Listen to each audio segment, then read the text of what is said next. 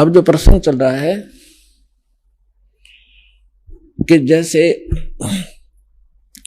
अब आप जी नियमित रहे, अब आपको कुछ दिन समस्या रहेगी, क्योंकि अभी हमारे इस ज्ञान का प्रकाश कम हुआ है। घर घर के अंदर विरोध है, गांव गांव में विरोध है, समाज के अंदर विरोध है, क्योंकि जगत और भगत के क्रियाओं में और विचारों में सदा से भिन्नता रही है। और इसीलिए कहा है कि जगत और भगत का आपस में विरोध रहा ही है और ये रहेगा भी। जब तक जगत को आप जैसा ज्ञान नहीं होगा तो वो विरोध करेंगे ही करेंगे, स्वाभाविक है, उनको अच्छा सा नहीं लगता। जैसे यहाँ पहली बार कोई व्यक्ति आता है और दूसरा आके प्रणाम करता है, वो खड़ा खड़ा देखता रहता है, ये क्या कर रहे हैं यहाँ पर, उसको अच्छा सा नहीं लगता, क्योंकि वो तो अहंकार में कोई छोटी मोटी पोस्ट हो तो उसने तो भारी बात हो जाती है, कैसे लंबा लेटूं। ये होता उनमें जो भक्तिहीन होते पिछले जन्म के, और पिछले जन्म के भक्ति युक्त प्राणी होते हैं, चाहे कितना बड़ा अधिकारी हो तुरंत समर्पित हो जाता है। वो पिछले संस्कार उसको अपने आप झुका देते हैं। उदाहरण के लिए जैसे सरसों आपने देखा होगा, सरसों जब तक उसकी फलियों में दाने नहीं होते, यानी उसकी कीमती नहीं होती, तब तक वो ऐसे खड़ी रहती है। और जो जो वो पकती चली जाती हैं, वो उनमें वो कीमती बनती जाती है, उनकी वैल्यू बनती है, वो झुकना शुरू कर देती है और इतनी झुक जाती है कि जमीन को छूने की चेष्टा करती है, क्योंकि ईव उनकी कीमत बन गई, वो कीमती हो गए, उनके अंदर वो शक्ति आ गई, वो कीमत बन गई। और जब तक वो यूजलेस थी, वो न्यों खड़ी थी आकड़ी ऊपर ने। तो इसी प्रकार जो पूर्व जन्म के भक्ति युक्त होते हैं, उनका स्वभाव होता झुकने का, वो खड़े रह ही नहीं सकते।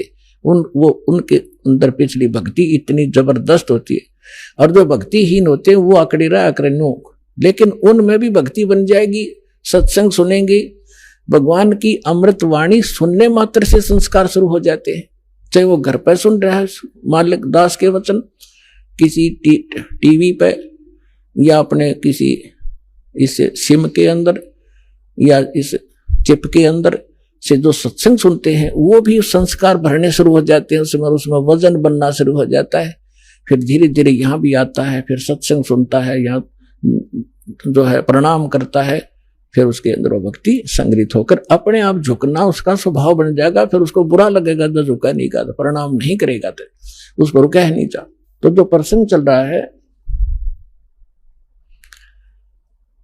कि अब ये बिचली पीठी चल रही है, और इसमें क्योंकि सत्संग एक सामूहिक तौर से सब विचार व्यक्त किए जाते हैं, ये एक सामूहिक लेक्चर है जिसमें प्रथम कक्षा के बच्चे भी होते हैं जो पहली बार आए हैं, कुछ ऐसे भी होते हैं जो वैसे ही सत्संग श्रवण करने के लिए भी आए हैं, कुछ ने आज ही उपदेश लिया है, कुछ 2 वर्ष के हो गए, कोई 4 बार आए हैं, कोई पुराने भक्त हैं। तो सभी के अनुकूल इस सत्संग के माध्यम से ही संदेश दिया जाता है, और उनको जिसको जहां कोई त्रुटि होती है ये वचन वही काम करते हैं। जैसे आपको कोई बीमारी रोग है, इंजेक्शन कुल्ले पर लगाएंगे, वो उसी दर्द पर जाकर दर्द काम करेगा जो रोग होगा। इसी प्रकार कोई रोग की टेबलेट है, मुख से खाई जाती है, वो अपने आप वहां काम करेगी जहां वो रोग है। तो इसी प्रकार ये सत्संग सामूहिक तौर से सबके ऊपर बिखेरा जाता है, और जिस सत्र का जो भक्त होता है उसको उसी सत्र का ज्ञान उसके लिए अनिवार्य होता है, और उसमें उससे फिर वो प्रेरित होता है, फिर संभल जाता है, कोई त्रुटि भी उससे हो जाती है। तो इसलिए इस सामूहिक तौर से सभी फाउल पॉइंट भी बताए जाते हैं कि यहाँ आप मार खाते रहे हो और ये समस्या आ जाती है। तो दास जो कह रहा था कि अभी आपको कुछ परेशानियां आएंगी, और आ भी रही हैं, और फिर भी आप संघर्ष कर रहे हो समाज के साथ, क्योंकि आपको ज्ञान सही प्राप्त हो गया और आपको सुख भी मिल रहा है, और समाज अभी इस ज्ञान से अपरिचित है। तो अभी कुछ दिन और थोड़ी सी समस्या आपको रहेगी, फिर जब पूरे विश्व में ये ज्ञान फैल जाएगा, सब आपके साथी हो जाएंगे। आप जो भी वचन कहोगे, जैसे हमने रामायण और महाभारत सुनते सुनते कान पक गए, हजारों वर्षों से सब ने सुन ली, सब ने मान ली, सारी सही, बिल्कुल राम कृष्ण समर्थ भगवान। अब कोई भी कितना खड़ा होकर कोई कहा करता कृष्ण जी ने न्यू कर दिया, सारे नाड़े लाया करते, हाँ जी बस ये समर्थ शक्ति है, सर्वशक्तिमान है, हाँ जी। अब कहते हैं झूठ को 100 बार सुन ले वह सच लगने लग जाती है, और हमने सुन रखी थी लाखों बार, तो वो एक रस हो गया था, कोई ऑब्जेक्शन नहीं रहा। अब ये सच्चाई भी ऐसे ही दास बार बार बार बार रह कर सुनाओगा, तो ये सच्चाई भी आपको एक दिन सबने स्वीकार करनी पड़ेगी, और सभी ऐसे ही गर्दन हिलाया करेंगे, बिल्कुल सही, बिल्कुल सही, यही है ज्ञान, और ज्ञान ही नहीं, और यही कबीर है भगवान, और भगवान ही नहीं, इस ज्ञान से ही होगा। तो इस प्रकार अभी आपको प्रॉब्लम रहेगी, और संघर्ष करो।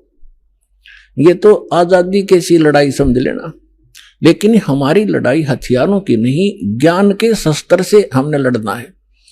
कबीर साहब का ज्ञान ऐसा है, कहते हैं और ज्ञान सब ज्ञान डी, कबीर ज्ञान सो ज्ञान, और जैसे घोड़ा तोब का करता चले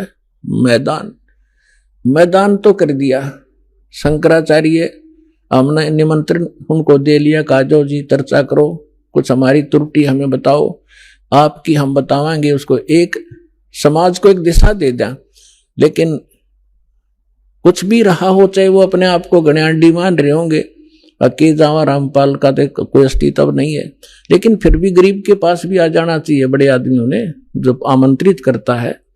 दूसरी बात यह है कि उनके पास कख नहीं, उनको सारा पता लग चुका है, क्योंकि पुण्यात्माओं आज इतना सेंसिटिव मीडिया है, एक वचन भी दास ने इस पूरे सत्संग में गलत बोल दिया होता, ये बवंडर बना देते। और आज मैं सीधा छाती में मार रहा हूं इनके सच्चाई को, और कोई चसक नहीं रहा, इतना वजन है सच्चाई के अंदर, तो वो यहां नहीं आए। दुर्भाग्य था हमारा, बहुत इंतजार की उनकी, लेकिन परमात्मा ने दया करी, इस साधना चैनल वाले पर न्यारी रजा कर दी दाता ने। इसने अपनी टीम भेज के और सबसे उनके इंटरव्यू ले लिए, खुश होकर दे दिए, धोती सी मन्नत धो दी उनकी, यहां पर दिखा दिया किसे शंकराचार्य और किसे आचार्य है।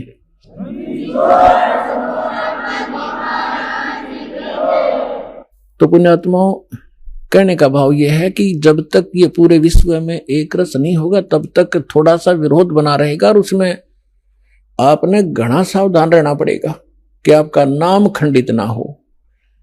वैल्यू है, कहते हैं परमात्मा कहते हैं, जैसे माता गर्भ को रखे यतन बनाए, और ठेस लगे तो छन हो तेरी, ऐसे भक्ति जाए। अब भक्ति का मिलना यह बड़ी कठिन, और मिलने के बाद फिर उसको सुरक्षित रखना, वो एक बहुत बड़ी बात है। जब तक परिपक्व नहीं हुई तो फिर फायदा क्या उसका।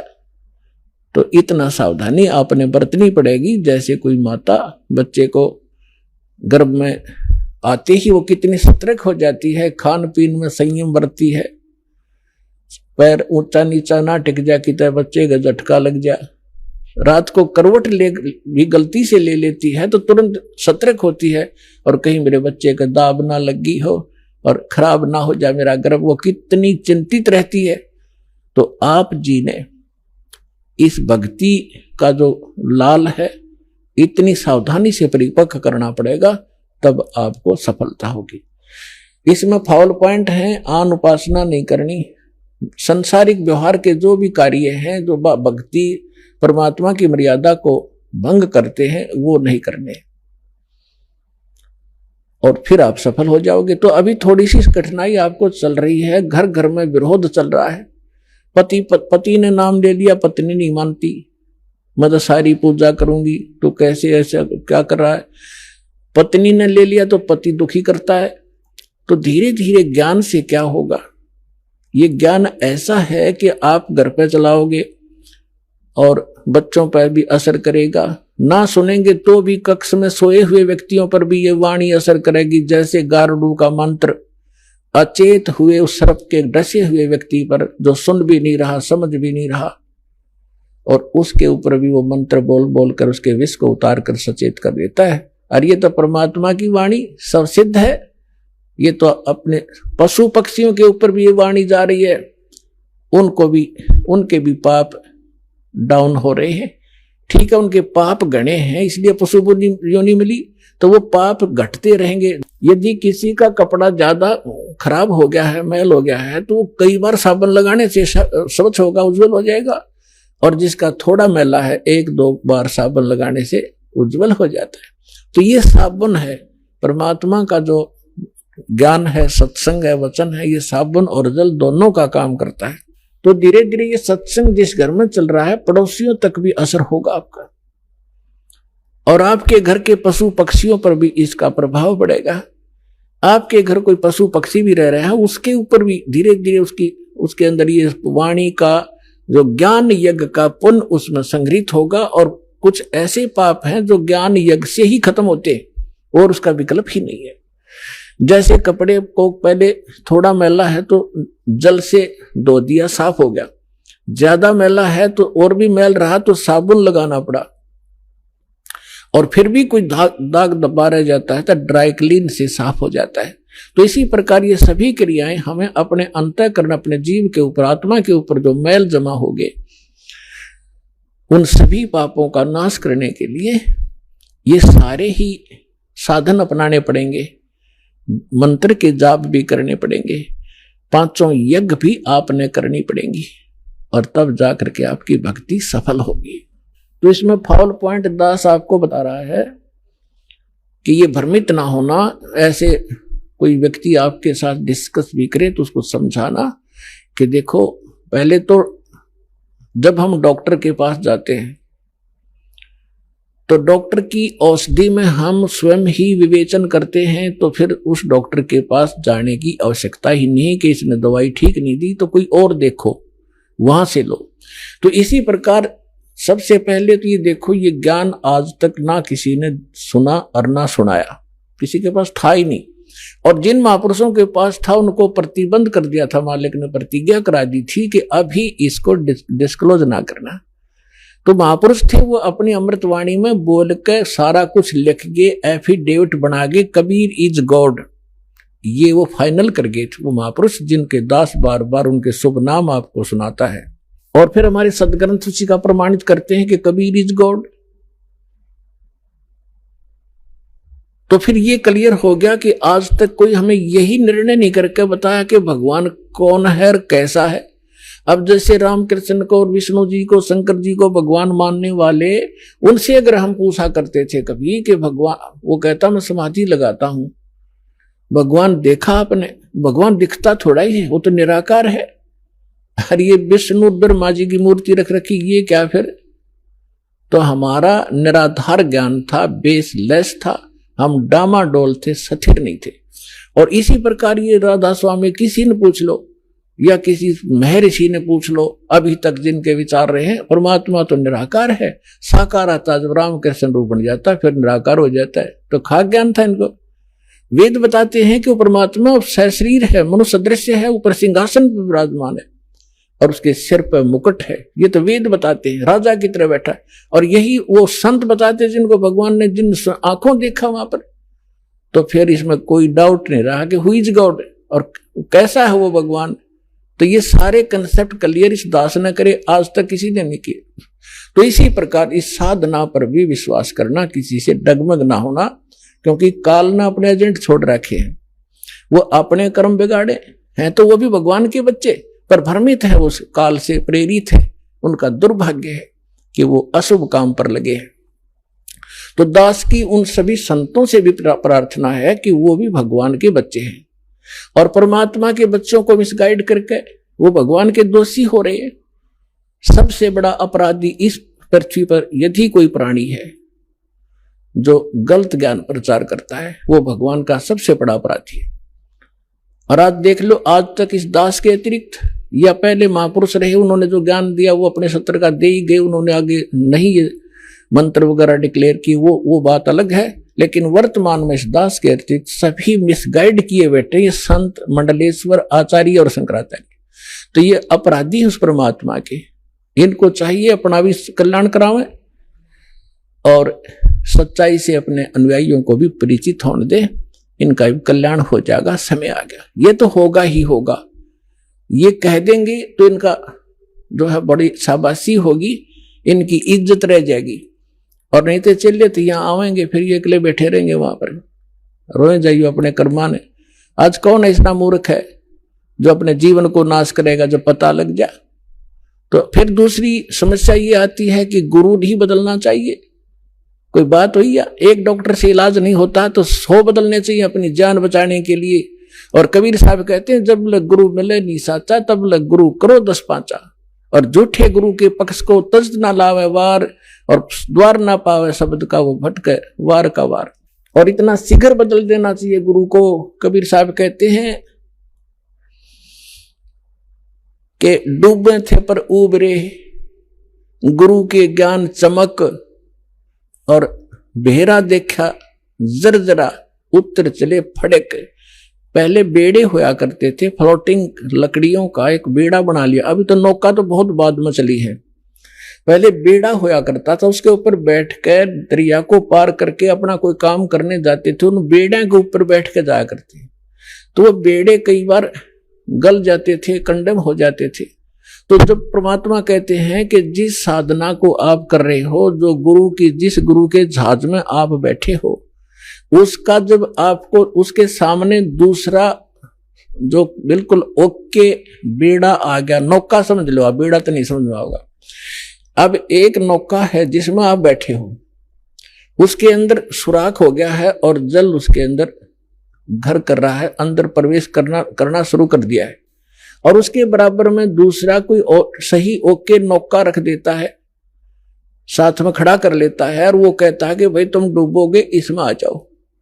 अब जिसने गुटी सूटी ला रखी होगी, नशा कर रहा होगा, तो ठीक है मौज हो रही है, वो तो डूबेंगे। और जिनको नशा नहीं है और उनको पता लग गया दोनों का डिफरेंस कि ये जल आ रहा है, तुम डूबोगे इसमें, तो वो जो जिनका नशा नहीं है वो तुरंत 1 सेकंड भी ना लावे, तुरंत कूद जाएंगे उसके अंदर। तो यहां परमात्मा कहते हैं, डूबे थे पर उबरे, गुरु के ज्ञान चमक, और बेड़ा देखा जर्जरा, यानी टूटा फूटा डूबण वाला, उत्तर चले फड़क। फड़क जैसे पशु कई बार आवाज सुनकर हॉर्न की फड़क को भाग जाता, काफी दूर बहुत स्पीड से भागता एकदम। तो कहते हैं ऐसे कूद गए दूसरे में। तो परमात्मा कहते हैं झूठे गुरु के पक्ष को तजत ना लावे वार, 1 सेकंड के अंदर बदल लेना चाहिए। और पुण्यात्माओं, आज इस विश्व में कोई गुरु नहीं है इस दास के अतिरिक्त। सतगुरु की तो बहुत दूर की बातें हैं, वो गुरु भी नहीं है। तो कबीर साहब कहते हैं, गुरुआ गाम बिगाड़े संतो, गुरुआ गाम बिगाड़े, गुरुआ गाम बिगाड़े संतो, गुरुआ गाम बिगाड़े, ऐसे कर्म जीव कहला दिए, ईब जड़े ना झाड़े। अब परमात्मा रह रहकर अपने उस ज्ञान के माध्यम से हमें बताना चाहते हैं कि गुरुआ गाम बिगाड़े संतो, इन गुरुआ गाम बिगाड़े, इन नकली गुरुओं ने जगह जगह गुरु बने बैठे, और ऐसे कर्म जीव कहला दिए, बहुर झड़े ना झाड़े। अब कोई जो भी पूजा उन्हें चिपका दी, उनका ये कर लो, श्राद्ध निकाल लो, फलाना कर लो। अब वो उनको छोड़ना नहीं चाहते, जबकि सारे शास्त्र विरुद्ध साधनाएं हैं। अब क्या बताते हैं, पाहन को परमेश्वर कहते, या नंदा बड़ी भारी, या को मोकू समझ पड़ी है पूजा दी अगारी। जो हड़का जल भर कह लाए, चरणामृत ठहराए, और जड़ के चरण धो के दिन ने, फिर चेतन को फिर पाए। अब क्या बता रहे हैं कि जैसे पहले हमने देखा, हमारे गांव में एक शिव जी का मंदिर है, और कभी वहां चले जाते थे, कभी त्योहार होता था, शिव जी का मेला भरता था, तो क्या करते थे, उस जोड़ मत है तालाब में जिसमें भैंस भी माए मूतते हैं, उस सब नहाया करती, वह भी पेशाब करें, टट्टी करें, और उसमें से भर के लाते लोटा, और उसको फिर भगवान शिव जी के उस पर शिवलिंग पर डालते, और फिर आगे निकलता उसको लोटे में भर लेते। उसने चरणामृत बना के सारा नबाटा करता पुजारी। परमात्मा कहते हैं कि जो हड़का जल भर के लाए तालाब से, और चरणामृत ठहराए, और जड़ के चरण धो के प्याए, उस पत्थर की मूर्ति के चरण धो के प्याए, और जड़ के चरण धोकर दीने चेतन को फिर पाए, चेतन को प्याओ जड़ की जो पत्थर के चरणों का चरणामृत। फिर कहते हैं कौवा मच्छा और मीन जल पिया और बिष्टा की नमाई, गुरुआ के तो गारा लग गया जुग जुग छूटे नहीं।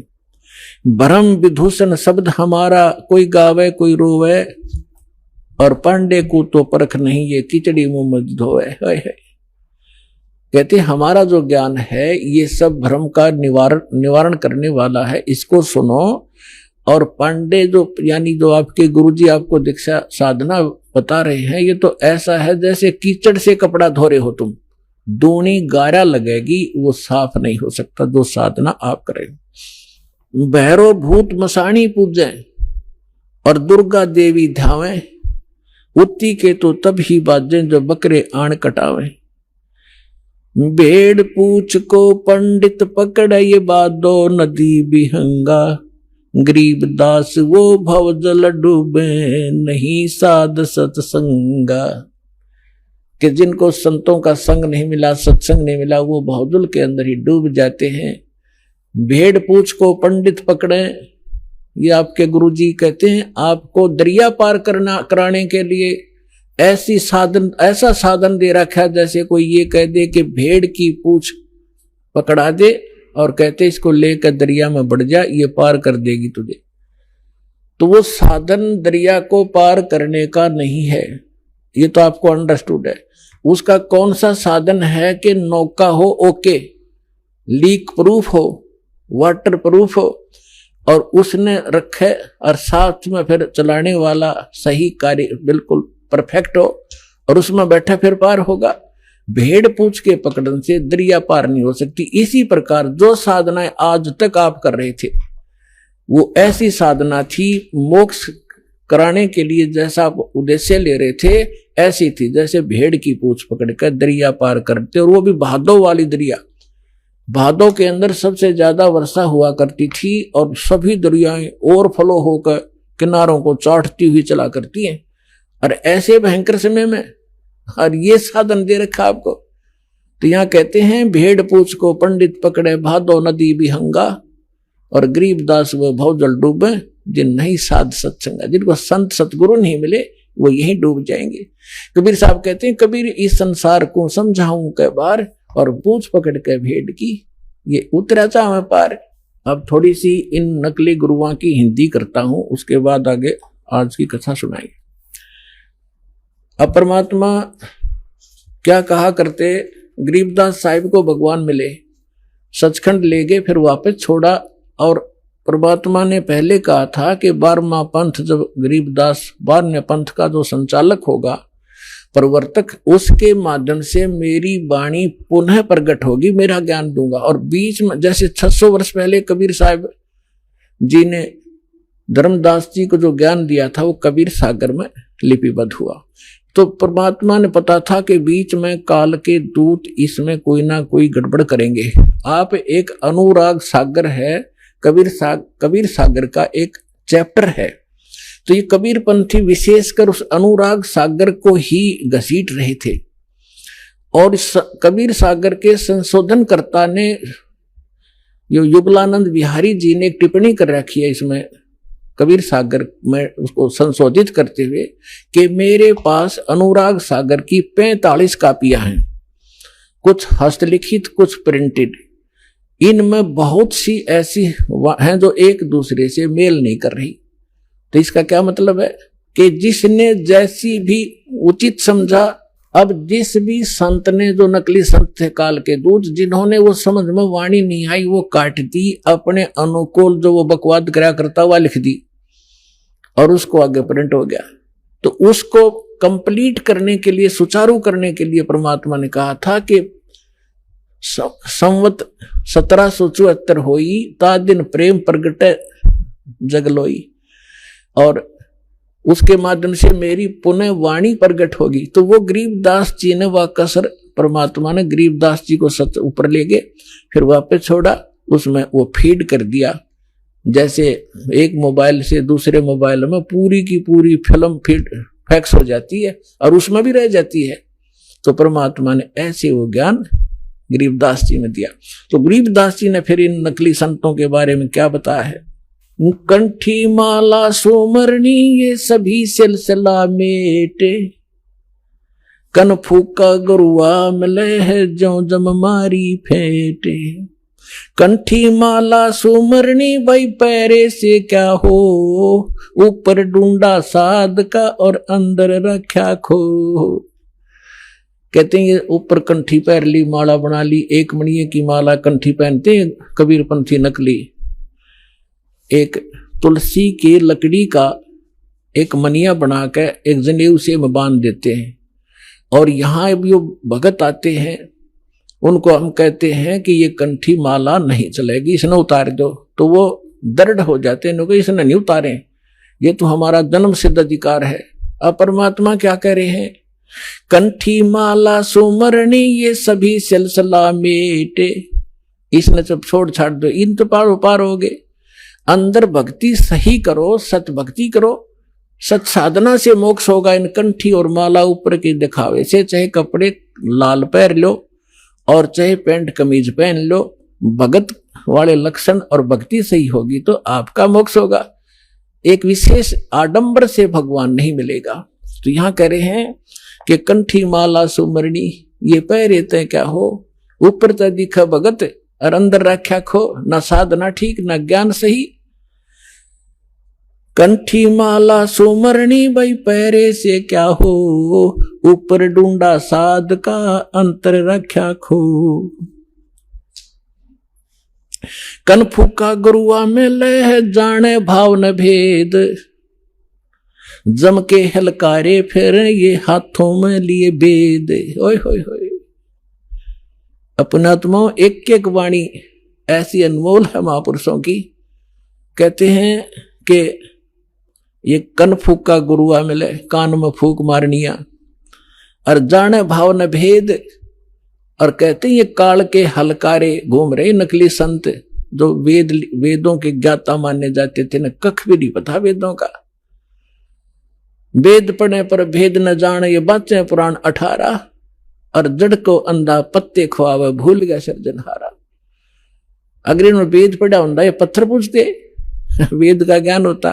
तो कहते हैं ये वेदों, ये काल के दूत फिर रहे हैं, वेद को हाथ में लिए। आपने एक नकली महर्षि दयानंद की सारा इतिहास आपके रूबरू कर दिया दास ने, और यो कितना शिखर में चढ़ा रखा था, सिरपद रखा था एक आदमी ने। ऐसा महर्षि नहीं, इस जैसा वेदों का ज्ञाता नहीं।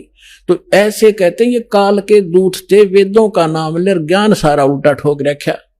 तो यहां उसी को प्रमाणित कर रहे हैं कि जम के हिलकारे फिरे ये हाथों में लिए वेद। जहां भी आप महर्षि दयानंद की फोटो देखोगे, वेद पहले दर रखे, उसमें चारों जड़ संठे काले रखा था, लिखे लिखाए भी इसने हो जैसे, और कक का पता नहीं उस आदमी ने। तो पुण्यात्माओं आज तक ये न्यू बिजली गिर रही थी।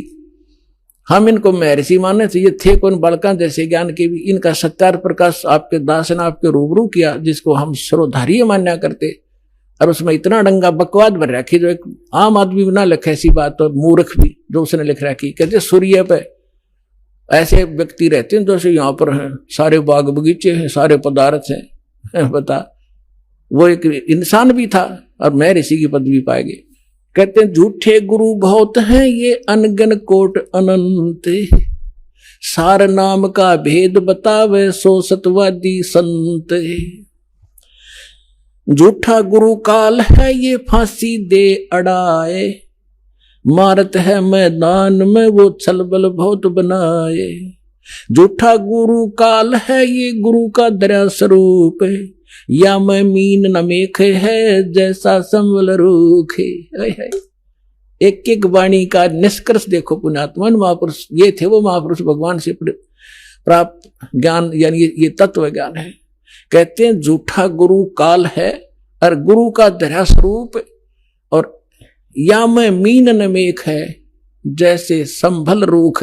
अब जैसे एक संभल का पेड़ होता है, संभल, और संभल के पेड़ पे ये तोता जो होता है, तोता ये वृक्षों को सिलेक्ट कर लेते हैं कि ये वृक्ष देखते रहते हैं, ताक में रहते हैं कि ये पौधा उगा है, ये पेड़ बनेगा और फिर इसके फल खाऊंगा।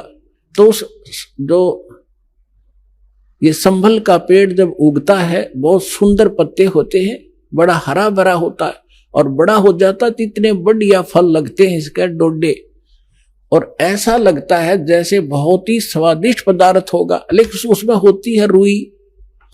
अब वो तोता ये देखता है कि ये फल पक गया, 12 वर्ष इंतजार किया कि फल खाऊंगा, इस फल यहाँ ये पेड़ घने हो गए वृक्ष इसके संभल के, और जब वो परिपक्व होते हैं, जिस उद्देश्य से वो चोंच मारता है, उसमें वो पदार्थ ना हो करके रुई उसके मुंह में फंस जाती है, उसने जान बचानी मुश्किल हो जाती है तोते। तो यहां परमात्मा कहते तुम जिनको गुरु मान रहे हो, उन पर आश्रित हुए बैठे हो, लास्ट में आपने ऐसे पश्चाताप करना पड़ेगा जैसे उस तोते ने उस संभल के वृक्ष को एक अच्छा फलदार स्वादिष्ट फलदार वृक्ष मान के उस पर आश्रित था, फिर सिर पटक कर रो रहा था। झूठा गुरु काल है ये गुरु का धरा स्वरूप, या मैं मीनन मेख है जैसे संबल रूख। फिर क्या बताते हैं, कान चिराए क्या हुआ ये कर कंकन मन पाल, मुद्रा पैरे क्या हुआ सिर फोड़ेगा काले। कहते हैं कान चिरानते, कान में मुद्रा पहनते और 36 आडंबर करने से परमात्मा नहीं मिलेगा, और यम के दूत लठ मारेंगे तुम्हें तुम्हारे गिर के। कहते चुंडित मुंडित पकड़ लिए इनसे जम किंकर ना डरता। ये चुंडित कति जटा बड़ा बड़ा को बड़े बड़े राखों ऋषि दिखाई दे, और कति गोटम गोट करा रखा साधुपना दिखाने के लिए। कहते इन यम के दूत ना डरते इन बकवादों से, वो तो सत मंत्र जो सच्चा नाम जिसके पास होगा उससे भयभीत होते हैं।